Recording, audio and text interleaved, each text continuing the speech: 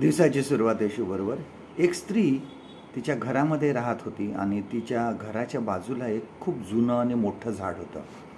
आणि ते झाड, त्या झाडावर अनेक पक्षी यायचे आणि घाण करायचे आणि तिला त्या झाडाचा खूप त्रास व्हायचा. काही वेळा काही माकडं त्या झाडावर चढायची आणि मग ते तिच्या छपरावर उड्या मारायची आणि तिला खूप त्या सर्व गोष्टीचा त्रास होता.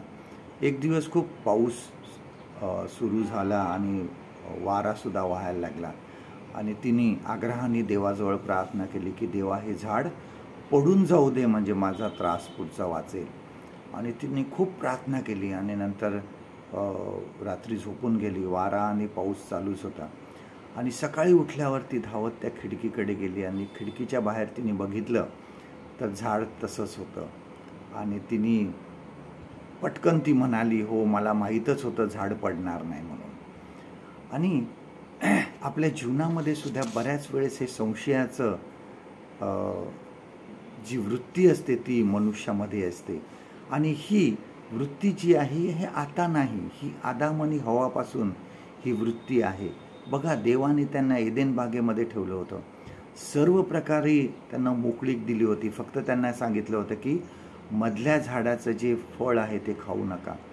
परंतु सर्पाने, सैतानाने त्यांच्या मनामध्ये संशय निर्माण केला. खरोखर असं आहे का? खरोखर तुम्हाला सांगितलं आहे का? आणि अशा प्रकारे त्या सर्पाने त्यांना भुरळ घातली, त्यांच्यामध्ये शंका निर्माण केली आणि मग त्यांनी ते फळ खाल्लं आणि सर्व मानवजात पापामध्ये पडली. आज देवाच्या चांगुलपणावर विश्वास ठेवा. आमचे विचार जे आहे हे खूप मर्यादित आहे. देवाच्या विचाराप्रमाणे आम्ही तुलना करू शकत नाही, परंतु त्याच्या चांगुलपणावर विश्वास ठेवा. विशेषतः ज्यावेळेस आम्ही संकटात असतो, ज्यावेळेस आम्ही निराश असतो, त्यावेळेस देवावर विश्वास ठेवा. शांत रहा, शंका घेऊ नका, देव चांगला आहे. आजचं देवाचं वचन आपल्यासाठी हे आहे, लूक शुभवर्तमान याचा 8वा अध्याय 25वा वचन. Gospel of look chapter 8 and verse 25. तेव्हा त्याने त्यास म्हटले, तुमचा विश्वास कोठे आहे? परमेश्वर करो आजचा दिवस तुमचा आशीर्वादित करो.